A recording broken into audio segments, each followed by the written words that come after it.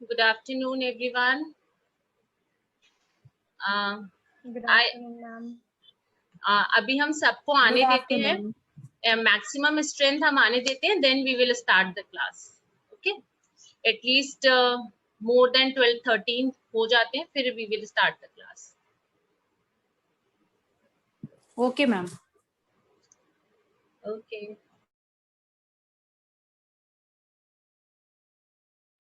Okay.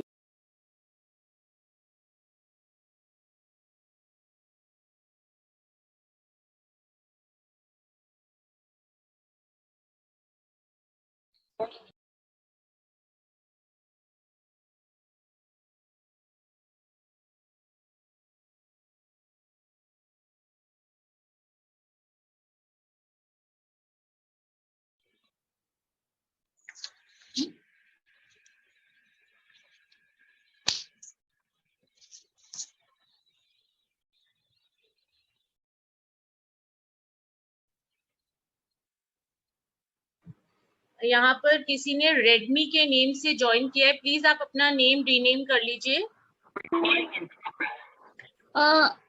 Excuse me. Yes. I need to say, आपने मुझे recording की अथॉरिटी दी है क्या? बिकॉज मेरे में रिकॉर्डिंग ऑन हुई है. नहीं, रिकॉर्डिंग मेरे में चल रही है. आपको विजिबल हो रही है कि ये सेशन हो रहा है? Okay.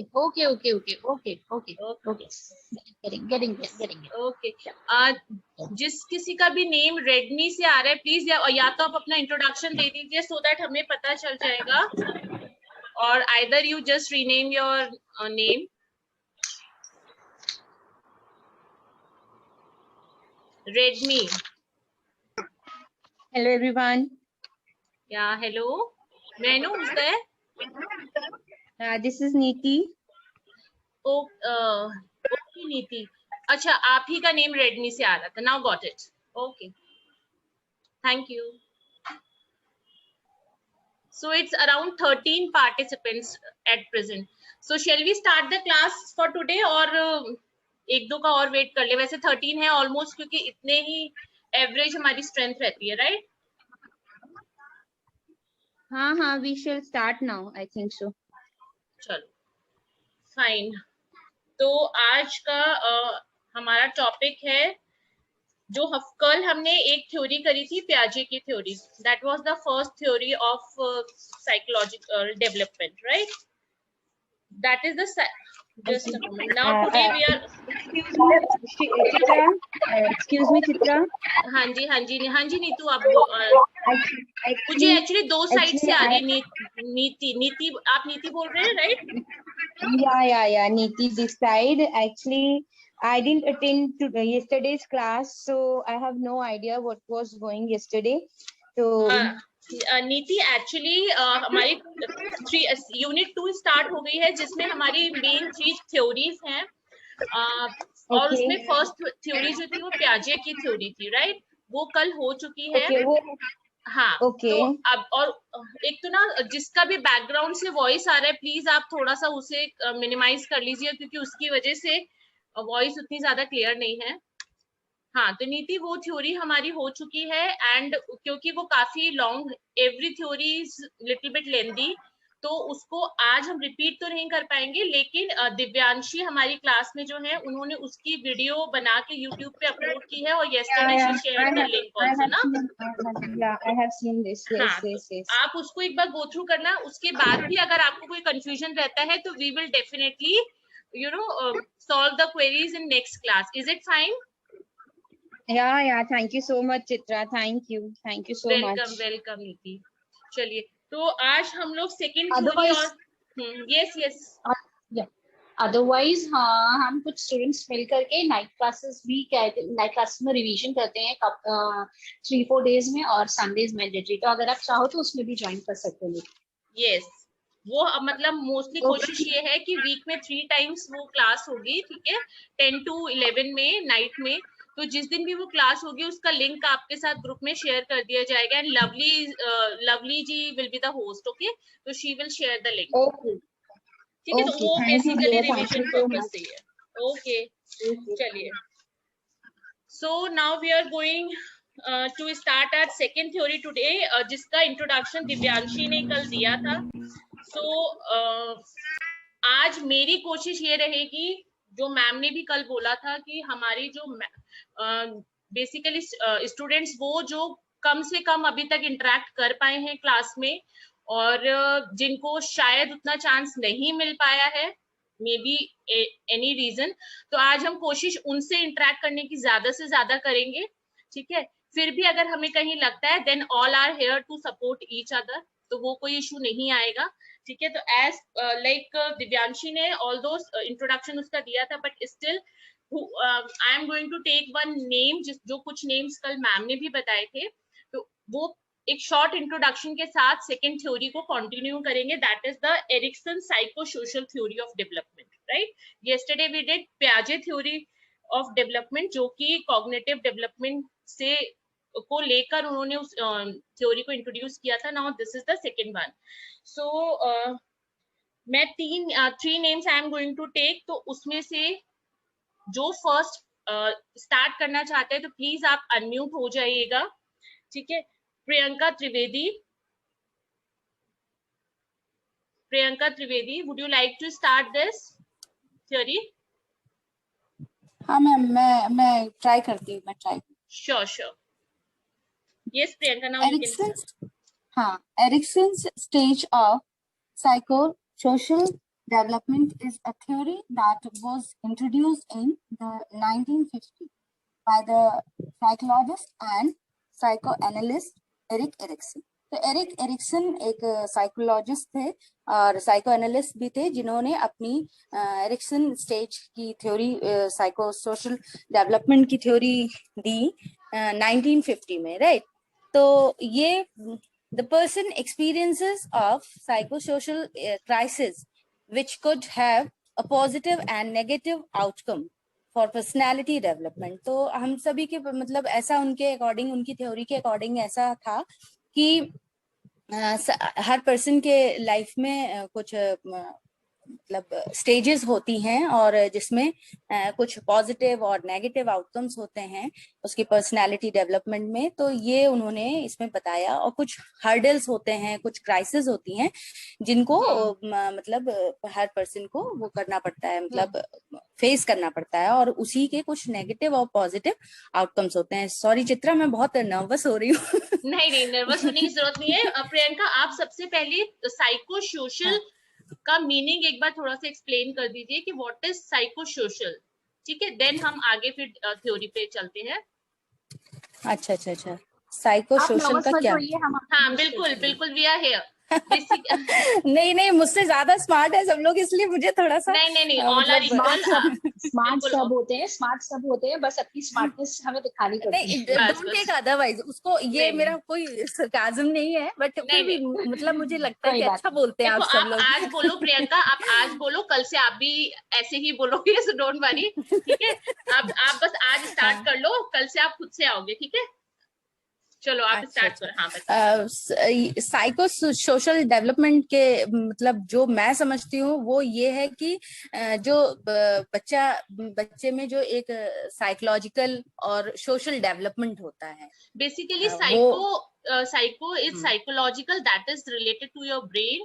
ठीक है, and social is related to your society और रिलेशनशिप. Society, yes, exactly. अब इसको हम जब कंबाइन कर देते हैं, और भी बोल सकते हैं internal and external behaviour. Exactly. हाँ, ठीक है, अब आप कंटिन्यू कीजिए प्रियंका. यस. हाँ, तो ये एरिक्सन जो थे वो एक फेमस कॉइनिंग फ्रेज के लिए भी मतलब फेमस हैं, आइडेंटिटी क्राइसिस. इसमें हम लोग इस फ्रेज का मतलब ऐसे भी समझ सकते हैं कि इसमें बच्चा कंफ्यूज रहता है अपनी आइडेंटिटी को लेके. राइट, तो ये इनकी जो थ्योरी थी, इसको इन्होंने 8 स्टेजेस में, 8 स्टेजेस ऑफ डेवलपमेंट में समझाया. Erik Erikson's psychosocial development theory proposes that our personality develops through 8 stages. Stage 1, trust versus mistrust. Second one is autonomy versus shame and doubt. Initiative versus guilt. This is the 3rd one. Fourth one is industry versus inferiority. Fifth one is identity versus role confusion. Sixth one is intimacy versus isolation. Seventh one is generativity versus stagnation. And the last one is integrity versus despair. तो trust versus mistrust में occurrence between birth to 18 months, मतलब birth से 18 month तक की ये stage होती है बच्चे की, जिसे हम लोग infancy period भी बोलते हैं. और important event होता है इसका feeding. हाँ, तो during the first stage of psychosocial development, children develop a sense of trust when caregivers provide reliability, care and affection. है ना. तो इसमें क्या होता है एक्चुअली, इस स्टेज में बच्चा अपने केयर गिवर्स पे, अपने पेरेंट्स पे पूरी तरीके से डिपेंड होता है. और इसमें जैसे हम लोग ये भी बोल सकते हैं कि सपोज माँ जो होती है वो बच्चे को फीड कराती है, राइट. और अगर वो उसमें अगर कुछ कमी रह जाती है, उसके जो केयर में कमी रह जाती है, उसके जो रहन सहन में या उसके जो रेयरिंग में कुछ कमी रह जाती है, तो बच्चे में एक तरीके का मिस्ट्रेस डेवलप हो जाता है अपने पेरेंट्स के प्रति या अपने केयर गिवर्स के प्रति या सोसाइटी के लिए, है ना. तो इसमें मतलब यही है कि इसमें जो बच्चा होता है वो पूरी तरीके से. प्रियंका सॉरी, आप जल्दी जल्दी इसको लेना, क्योंकि ऑल्दो वैसे दिव्यांशी ने कल थोड़ा सा मतलब इंट्रोडक्शन दिया है, क्योंकि थोड़ा सा लेंदी है ना, तो अब इसको शॉर्ट में. हाँ, मैं बुक से नहीं ले रही हूँ. हाँ, मैंने जो पॉइंट्स अपने लिख रखे हैं बस उन्हीं को, हाँ बस उन्हीं को मैं फटाफट डिस्क्राइब कर दूंगी, है ना. तो ये बच्चा अपनी पेरेंट्स के ऊपर पूरी तरीके से डिपेंड होता है. कहने का मतलब यही है कि अगर इफ इन केस उसको प्रॉपर केयर और प्रॉपर वो नहीं मिलता है तो उस अफेक्शन, तो उसकी वजह से उस बच्चे के मन में एक मिस्ट्रस्ट डेवलप हो जाता है अपने पेरेंट्स और सोसाइटी के प्रति. Second one is autonomy versus shame and doubt. इसमें occurs between 18 months to 3 years, इसे अर्ली चाइल्डहुड भी बोलते हैं. 18 मंथ से 3 इयर्स के बीच का ये एज होता है. इसमें एज ग्रुप के बच्चे होते हैं. और इम्पॉर्टेंट इवेंट होता है इसमें टॉयलेट ट्रेनिंग, राइट. तो टॉयलेट ट्रेनिंग के लिए इसमें बच्चों को किया जाता है. इसे मी डू इट स्टेज भी बोला जाता है. Children need to develop a sense of personal control over physical skill and sense of independence. इसमें बच्चे अपने आप करने की बहुत ज्यादा जिद सी करते हैं. और जैसे उन्हें नहीं पता होता है कि उन्हें जाना है तो किस तरीके के कपड़े पहनने हैं, या स्लीपर्स वो समटाइम्स उल्टा पहनने लगते हैं, बट उन्हें ये लगता है नहीं वो जो कर रहे हैं वो सही कर रहे हैं. तो वो इंडिपेंडेंस की एक ये सेंस डेवलप होता है. और इसमें जब बच्चा सक्सेस हो जाता है तो वो मतलब वो लीड करता है फीलिंग ऑफ ऑटोनॉमी, है ना. ऑटोनॉमी की फीलिंग उसके अंदर डेवलप होती है. और अगर इफ इन केस इसमें फेल हो जाता है बच्चा तो उसमें शेम और डाउट्स डेवलप हो जाते हैं. Next one is initiative. Priyanka, what is the age of the second stage? 18 months to 3 years. 18 months to 3 years. Early childhood भी इसको बोलते हैं, है ना. तो next third one is initiative versus guilt. इसमें अकर्स बिटवीन 3 to 5 years, है ना. इसमें बच्चे का जो एज ग्रुप होता है वो 3 to 5 years का होता है. प्री स्कूल एज भी बोलते हैं इसको. और इम्पॉर्टेंट जो इवेंट होता है इसका वो होता है एक्सप्लोरेशन, मतलब वो एक्सप्लोर करने वाला उसके अंदर डेवलप होता है. और children begin to assert their power and control over the world through directing play and other social interactions. और इसमें बच्चा जो होता है वो बच्चों दूसरों से इंटरेक्शन का एक उसके अंदर डेवलप होता है कि वो इंटरेक्ट करे और मतलब अपने प्लेस के थ्रू अपने उस पे, तो वो उसे ये लगता है कि कंट्रोल ओवर द वर्ड, मतलब वर्ड पे वो इस तरीके से कंट्रोल कर रहा है, राइट. और अगर इफ इन केस बच्चे में अगर मतलब नहीं ये चीज हो पाती है, children who are successful at this stage, जो सक्सेसफुल हो जाते हैं इस स्टेज में, वो क्या करते हैं उनमें एक कैपेबिलिटी आ जाती है, वो एबल हो जाते हैं कि वो दूसरों को लीड कर सकें. दोज हु आर अनसक्सेसफुल, हाँ, सेल्फ कॉन्फिडेंस बिल्ड होता है, एग्जैक्टली. हाँ, तो और those who are unsuccessful develop a sense of guilt and lack of initiative. तो उसमें मतलब जो बच्चे अनसक्सेसफुल होते हैं इस स्टेज में, उनके अंदर एक गिल्ट और एक इनिशिएटिव लेने का कमी आ जाती है, राइट ना. मैं ठीक बोल रही हूँ? You all are satisfied with this? अगर किसी को कोई क्वेरी या फिर कहीं हाँ तो प्लीज नहीं, तो प्लीज आप परफेक्ट है. परफेक्ट Okay, है, fine. परफेक्ट है। आप बहुत ही थैंक यू बहुत सो ही मच मीनिंगफुल तरीके से समझा रहे हैं। यस, क्योंकि Okay. मैंने Thank you so इसीलिए much. सबको इसीलिए पूछा है कि एटलीस्ट इट विल गिव हाँ यू सम सॉर्ट बिल्कुल। ऑफ मोटिवेशन, और आपको वो हेजिटेशन बिल्कुल नहीं होगी, ठीक है। चलो अब आप आगे कंटिन्यू Thank करो। you. Fourth one is industry versus inferiority. तो इसमें जो एज ग्रुप होता है वो 5 to 11 ईयर्स का होता है और इसे स्कूल एज पीरियड बोलते हैं। इसमें जो इम्पोर्टेंट इवेंट होता है वो होता है स्कूल चिल्ड्रन। अच्छा, एक चीज मैं आप लोगों से पूछना चाहती हूँ कि इसमें मैंने जहाँ पे पढ़ा है उसमें वर्च्यू वर्ड भी पढ़ा है। वर्च्यू इसमें जैसे कॉम्पिटेंसी वर्च्यू है या हर चीज में, तो ये वर्च्यू को हम लोग किस तरीके से ले सकते हैं? वैल्यूज, अच्छा, वैल्यूज के वर्च्यू फॉर्म में ले सकते फॉर्म में ले सकते हैं। राइट। तो इसमें वर्च्यू है वो कॉम्पिटेंसी है, और इसमें children need to cope with new social and academic demands. इसमें बच्चे चूंकि स्कूल जाने लगते हैं तो वो इस तरीके से और लोगों से इंटरेक्शन करने लगते हैं, और उनको एक अपनी एक अलग सी एकेडमिक डिमांड्स भी उनमें डेवलप होती है। बच्चों के अंदर कंपटीशन की वो भी डेवलप होती है। बच्चों को दूसरों से अपना वो करने की रहती है कि नहीं मैं कर लूं, मैं कर लूं, इस तरीके से उनमें एकेडमिक डिमांड्स भी डेवलप होती हैं।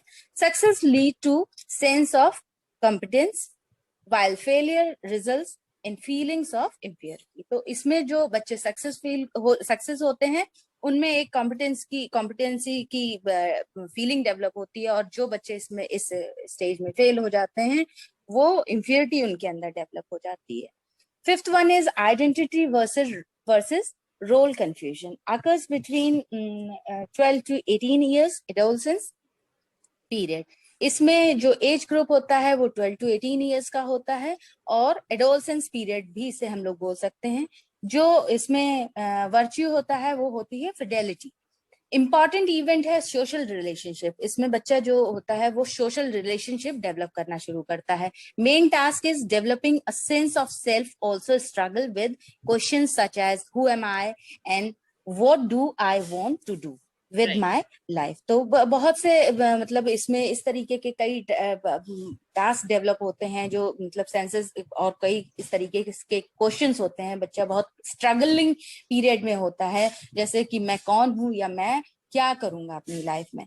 तो adolescents who are successful at this stage have a strong sense of identify, while failure leads to role confusion and a weak sense of self। तो जो बच्चे इसमें सक्सेसफुल होते हैं वो एक मतलब एक स्ट्रॉन्ग सेंस उनके अंदर आइडेंटिफाई का डेवलप होता है, और जो इसमें इस स्टेज पे फेल हो जाते हैं वो कंफ्यूज हो जाते हैं, और मतलब अपने अपने आप के लिए एक हम लोग ये भी कह सकते हैं कि इसमें भी एक इंफीरियरिटी कॉम्प्लेक्स डेवलप हो जाता है, और वो इस बात के लिए कंफ्यूज हो जाते हैं कि अब वो क्या करेंगे। Weak sense of self, right. Now the next and six one is intimacy versus isolation occurs between 19 to 40 years। तो 19 साल से 40 साल का ये समय होता है। इसे यंग एडल्टहुड पीरियड भी बोलते हैं। इसमें जो वर्च्यू होता है वो लव होता है। इंपॉर्टेंट इवेंट है love relationship. young adults need to intimate loving relationship with other people। success leads to strong relationships while failure results in loneliness and isolation। तो इसमें जो मतलब यंग एडल्ट्स होते हैं वो इंटीमेट करते हैं लविंग रिलेशनशिप यस, दूसरे लोगों के साथ, सॉरी हाँ, दूसरे लोगों के साथ रिलेशनशिप मेंटेन करते हैं, और जो सक्सेस होते हैं वो क्या होते हैं स्ट्रॉन्ग रिलेशनशिप मेंटेन कर पाते हैं, और जो इस स्टेज में फेल हो जाते हैं वो आइसोलेट हो जाते हैं, उनके अंदर लोनलीनेस आ जाती है इस तरीके से। Seventh one is generativity versus stagnation. इस ये होता है, इसे एडल्टहुड पीरियड बोलते हैं, और जो एज ग्रुप है वो 40 to 65 ईयर्स का होता है। इसमें जो वर्च्यू है वो दैट इज केयर, और इम्पॉर्टेंट इवेंट है वर्क एंड पेरेंटहुड। तो इसमें क्या होता है, ऐसे लोग जो 40 ईयर्स के से ज्यादा के हो गए तो उसमें क्या होता है कि ये एक्चुअली डेवलप हो चुके होते हैं, पूरी तरीके से अपने आप को मेंटेन कर चुके होते हैं, सारी चीजें इनके अंदर आ चुकी होती हैं। तो इनमें ये क्या करते हैं कि अपने साथ साथ और लोगों की भी हेल्प करते हैं, राइट। जैसे अब सपोज एक हम लोग अपने लिए ही ले लें कि एक लेडी है, वो अपने साथ साथ अपने अपने फैमिली को भी देख रही है, अपना जॉब भी कर रही है, तो वो इस तरीके से हो जाता है। मगर जो इस स्टेज में फेल हो जाते हैं उनमें एक स्टैग्नेशन, मतलब वो रुका हुआ फील करने लगते हैं, उन्हें ये लगता है कि अब हम मतलब हम लोग कुछ नहीं कर पाए, तो एक ठहराव आ जाता है उनकी लाइफ में, है ना। तो those who do not master this task may experience a stagnation and feel as though they are not leaving a mark of word में, मतलब कोई अपना मार्क नहीं उन्होंने छोड़ा है और मीनिंगफुल वे में, right. Now the last one is integrity and despair occurs from 60 years to end or to the life old age period भी बोलते हैं, 60 years से और end life तक का इसका पीरियड होता है। जो वर्च्यू है वो विजडम है, important even reflection on life, person reflects on his life, success in the अब इसमें जो सक्सेसफुल होते हैं उनको ये लगता है वो अपनी पुरानी अपना हिस्ट्री सोच के वो बड़ा हैप्पी होते हैं, वो प्राउड फील करते हैं। मगर जो सक्सेस नहीं होते हैं इस पीरियड में, उनको ये लगता है, उनके मन में एक रिग्रेट सा आ जाता है, एक उन्हें ये लगता है कि मैं अपनी लाइफ में कुछ नहीं कर पाया, जो मुझे एक्चुअली करना था, जो मेरी ड्यूटीज थी, जो मेरे रिस्पॉन्सिबिलिटीज थी, वो प्रॉपर तरीके से मैं नहीं पे कर पाया, और अब मतलब रिग्रेशन ही होता है। तो ये सारी सेटिस्फेक्शन नहीं होती, सेटिस्फेक्शन नहीं होता, एग्जैक्टली। हाँ, तो स्ट्रेंथ और लिमिटेशंस भी हैं कुछ इस थ्योरी की। तो one of the strength of psychosocial Priyanka, Priyanka very nicely आपने एक्सप्लेन किया है, ठीक है। आज मेरा इसे रिपीट करने का पर्पस ही यही था कि those who were absent yesterday at least they can also come to know about this theory. क्योंकि अगर हम मिड से स्टार्ट करते हैं और जिसने अगर कल का नहीं सुना है, तो वो कहते हैं ना, आधी अधूरी information is more dangerous than full information. तो इसलिए हाँ, तो इसीलिए मैंने ये करवाया, आपने बहुत अच्छे से किया है। अब मैं एटलीस्ट और जो हमारे पार्टिसिपेंट्स हैं उनको इनवाइट करूंगी कि एटलीस्ट अब आगे जो इसको मेरिट और डीमेरिट है वो उसको थोड़ा सा और एक्सप्लेन कर दें, ठीक है। अगर अब इसमें किसी को कोई क्वेरी हो तो आप पूछ सकते हो, अदरवाइज आप चैट के थ्रू और रिएक्शन के थ्रू अपना मोटिवेशनल साइन प्रियंका जी को दे सकते हैं, सो दैट नेक्स्ट टाइम आने से पहले उनको हेजिटेशन नहीं होगी। अब नेक्स्ट अब इसके हम लेकर चल रहे हैं merits and demerits. Is there any confusion to anyone? तो आप अपना हैंड रेज कर दो, अदरवाइज फिर मैं आगे इसको कंटिन्यू करती हूँ। अभी मनीष जी नहीं है, अच्छा मनीष जी नहीं है आज लिस्ट में, okay. Sandeep Vedi ji, please unmute yourself and hold the command. Am I audible to everyone? Yes, audible ma'am. Okay, Sandeep ji आप आगे इसको कंटिन्यू करना चाहेंगे? मैंने पढ़ा ही नहीं इसको पहले, अभी पढ़ना पड़ेगा। आपने कल भी आपने यही बोला था वैसे? कल यही बोला था? हाँ, कल यही बोला था, स्टेटमेंट रिपीट हो रहा है। बैक बेंचर है, पता नहीं। नहीं, अब अभी यहाँ पे बेंचेस नहीं है, इसलिए हम पता नहीं लगा पा रहे हैं बैक बेंचर है फ्रंट बेंचर है, तो इसलिए प्लीज कल अगर ये इसका रिपीटिशन होता है या आगे कुछ होता है तो प्लीज आप उसको करिएगा, ठीक है। ओके, कौन सा टॉपिक पे बोलना है बताइए। एरिक्सन थ्योरी में के मेरिट्स क्या हैं आप ये बताइए। ओके, कल मैं बता दूंगा।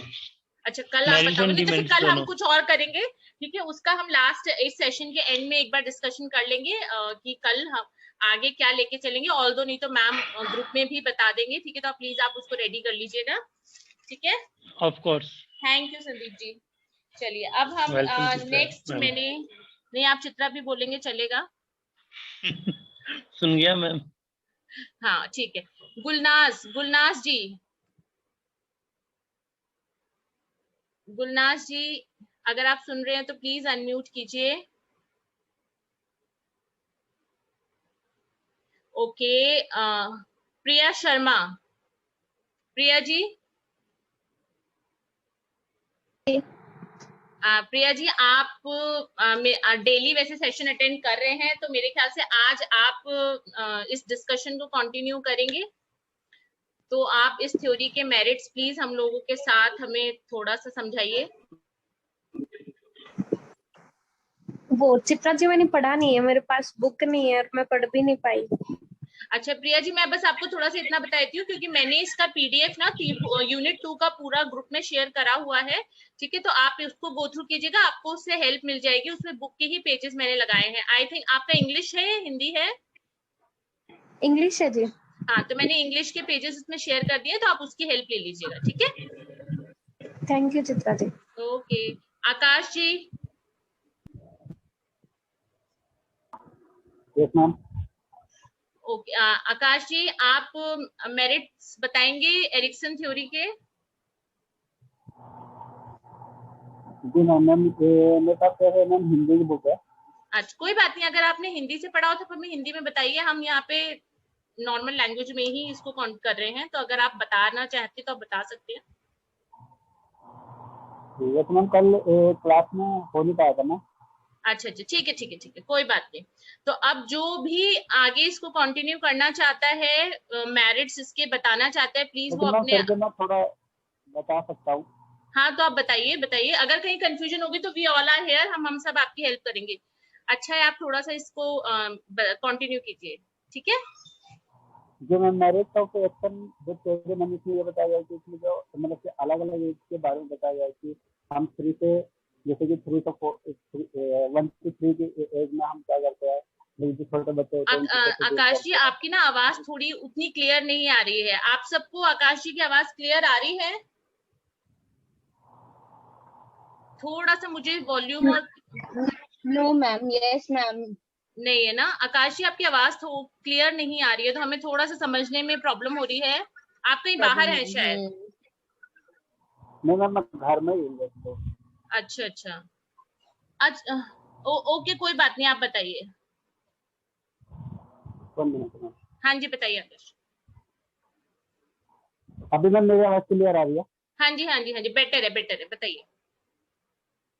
जी मैम इसमें क्या था कि मेरिट ऑफ एक्शन थ्योरी में जैसे कि मैम ने आज पूरा एक बार ब्रेक किया था, तो उसमें ये बताया था कि हम 1 to 3 एज में मतलब कि छोटे बच्चे हैं, तो एक्शन ने जो बताया था कि 1 to 3 एज में जो छोटे बच्चे हैं उनके बारे में उन्होंने कुछ थ्योरी बताई थी कि छोटे बच्चे मतलब कि किस तरीके से हम डील करते हैं और किस तरीके से हमें रखना होता है। और फिर उन्होंने अलग अलग एज को लेकर बताया था कि जैसे कि 3 के अबव जो बच्चे मतलब ऊपर के जो होते हैं, तो उनको किस तरीके से करना होता है, क्या करना होता है। जैसे कि हम किशोर अवस्था होती है, और इसमें बहुत सारे उन्होंने मैम थोड़ा सा हेजिटेशन हो रहा है क्योंकि पढ़ा नहीं था, लेकिन कोई बात नहीं, आप बिल्कुल हेजिटेट मत कीजिए। जो आपको आता है, जैसा जितना आता है बताइए, उसको आगे आगे हम कंप्लीट कर देंगे, डोंट वरी। बस ये है कि मैम इन्होंने ना कि हर एक एज को लेकर अपने अलग अलग सिद्धांत बनाए थे, जिसमें कि मैम ने बताया था कि इनके 8 सिद्धांत थे, जिनमें हर एक सिद्धांत में अलग अलग एज को लिया था। ठीक है, ठीक। इन्होंने अपनी सोच के दृष्टिकोण के अनुसार रखा था, अपनी भावनाओं को रखा, बातों को रखा था। और उन्होंने मतलब मैम जन्म से लेकर और मृत्यु तक का मैम इन्होंने बताया था अपने सिद्धांतों में। ठीक है ठीक है। बाकी मैम नेक्स्ट जो मेरा टाइम आएगा मैम, जैसे कल की जो क्लास होगी मैं कल की क्लास में बेटर बताऊंगा। बिल्कुल बिल्कुल, मैंने आपका नेम नोट कर लिया है सर कल की क्लास के लिए, ठीक है ना। Don't worry. हाँ नहीं, आपने एटलीस्ट इतना बोला, हमारे लिए वो काफी है, ठीक है। अब आपको खुद कॉन्फिडेंस आ जाएगा, कल आप क्लास में बोलेंगे, it will be more happy, ठीक है। अब वैसे देखिए, मेरे को पता नहीं था ना कि मतलब टॉपिक क्या है, क्योंकि कल की क्लास जो वो टाइम नहीं हो पाई, तो मेरे को पता नहीं था। अगर पता होता तो थोड़ा बहुत अगर ब्रेक कर लेता ना, रेड कर लेता तो अच्छा रहता। कोई बात नहीं कोई बात नहीं। आकाश जी देखिए, अभी क्या है, कल मैम हो, अगर ये वाला नहीं होगा तो जो भी टॉपिक होगा मैम कल ग्रुप में इन्फॉर्म करेंगे, आप बस मैसेज रीड करिएगा और उसको आप रेडी कर लीजिएगा, ठीक है। Okay ma'am, okay. हाँ ठीक है, मैं आप लोगों से यही बोलना चाहूंगी, देखिए ये वाला ना मीटिंग 10 मिनट्स में एंड होती है, तो प्लीज आप इसी लिंक के साथ कंटिन्यू कर ली, दोबारा से ज्वाइन करिएगा, ठीक है। मैं एक मीटिंग बना दूंगी, मैं आपको लिंक सेम टाइम शेयर कर दूंगी, तो प्लीज आप उस लिंक से ज्वाइन कर लीजिएगा, राइट। चलिए, अब नेक्स्ट जो भी इसको आगे कवर अप करना चाहता है, कंटिन्यू करना चाहता है, प्लीज आप इसमें आइए। देखिए मैं ग्रुप में देख रही हूँ फिजी डागर जी हैं, शाबान जी हैं। अगर आप बोलना चाहते हैं तो आप बताइए, नहीं तो कल हम आपको जरूर टर्न देंगे। और प्लीज आप लोग ना ग्रुप में थोड़ा सा बस मैसेजेस चेक कीजिए कि क्या हो रहा है और क्या टॉपिक चल रहे हैं, सो दैट कि जब भी अगर आपका मैम नेम लेते हैं तो आप एटलीस्ट उसमें पार्टिसिपेट कर पाए। साहू जी। Hello hello. हाँ जी शाबान, आपका नाम शामान? शबान, एक्चुअली शबान। शबान नाम। ओके मैम मैं ऑफिस में हूँ एक्चुअली, इस टाइम पे मेरा ठीक है। ऑफिस होता है, तो मैं अटेंड करता हूँ, आपकी बातें सुनता हूँ, डिस्कशन सुनता हूँ। जब ओके, मुझे मौका मिलेगा पार्टिसिपेट जरूर करूंगा। Okay ma'am. Sure sure sure, ठीक है, thank you. Okay, Nirupraj no Sahu problem. जी, आपने हमें ज्वाइन कर लिया है, आप प्लीज अनम्यूट कीजिए साहू जी।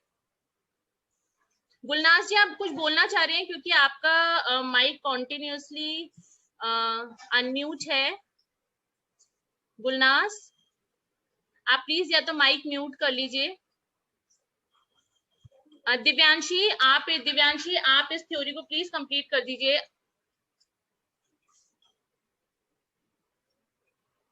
Divyanshi, am I audible? Hello. या दिव्यांशी? Yes ma'am. या दिव्यांशी आप इसके मेरिट्स डिमेरिट्स जल्दी से बता दीजिए so that we can start the another theory, right? Okay ma'am. और फिर रेस्ट ऑफ द पार्टिसिपेंट्स हैं, they need to participate in last theory, ठीक है? हाँ जी Divyanshi please continue. Okay ma'am, मैं इसको जस्ट शॉर्ट में बता देती हूँ उसके मेरिट्स एंड डीमेरिट्स। बताइए। ओके, तो इसके मेरिट्स में हमने ये देखा कि इसमें एडोलेसेंस जो है वो मोर सिग्निफिकेंट है। इन्होंने सिर्फ और सिर्फ जो मोस्टली बातें की हैं वो बच्चों के बारे में की हैं, एंड जो लास्ट की स्टेजेस हैं उन्होंने बहुत कंपाइल कर दिया है। ठीक है, एंड में जो 6th 7th 8th स्टेजेस है वो बहुत कंपाइल्ड है, एंड उन्होंने जो एक चाइल्ड है, जो एक बच्चा है टिल उसकी एडोलेसेंस, उन्होंने काफी अच्छे से एक्सप्लेनेशन की है। तो ये इसकी काफी अच्छी मेरिट है अगर हम इसको चाइल्ड के डेवलपमेंट के लिए पढ़ें तो। इसमें सारे इवेंट्स इंक्लूडेड है फ्रॉम बर्थ टिल डेथ, ये इसका एक बहुत पॉजिटिव पॉइंट है। देन इसमें अडॉप्टेड ऑप्टिमिस्टिक एटीट्यूड, इन्होंने काफी अच्छे तरीके से और काफी ऑप्टिमिस्टिक एटीट्यूड से इसको पूरी चीज को समझाया है। Then development of personality, society and role of persons have been equally emphasized. इन्होंने एक सोसाइटी का रोल किस तरह से है एक बच्चे के ऊपर या किसी के भी ऊपर जो डेवलप कर रहा है कोई भी ह्यूमन बीइंग, इन्होंने काफी अच्छे से समझाया है। सोसाइटी का, किसी भी पर्सन का कैसा रोल है, उसके पेरेंट्स का क्या रोल है, इन्होंने काफी अच्छे से बताया है। तो ये इसके कुछ मेरिट्स थे। जब इसके हम डीमेरिट्स की बात करते हैं तो इसमें एक ये आर्ग्यूमेंट चलती है कि it is mostly applied to boys and girls. ऐसा बोला जाता है कि जितने भी फीचर्स हमने अब तक पढ़े हैं ये मोस्टली जो है बॉयज पे अप्लाई होते हैं मोर देन गर्ल्स। देन इसमें जो हमने इसके मेरिट में पढ़ा कि ज्यादातर चाइल्डहुड के बारे में, एडोलेसेंस के बारे में, यही एक डीमेरिट में भी आ जाता है कि जब इन्होंने हर ह्यूमन के हर एक लाइफ के बारे में बताया है तो इन्होंने सिर्फ और सिर्फ चाइल्ड के ऊपर ही क्यों इतना फोकस किया है। जो आगे की स्टेजेस हैं उनको भी और डिवीजन में उनको और अच्छे से वो एक्सप्लेन कर सकते थे, बट उन्होंने उसको काफी कंपाइल कर दिया, तो ये डीमेरिट का पॉइंट भी बनता है।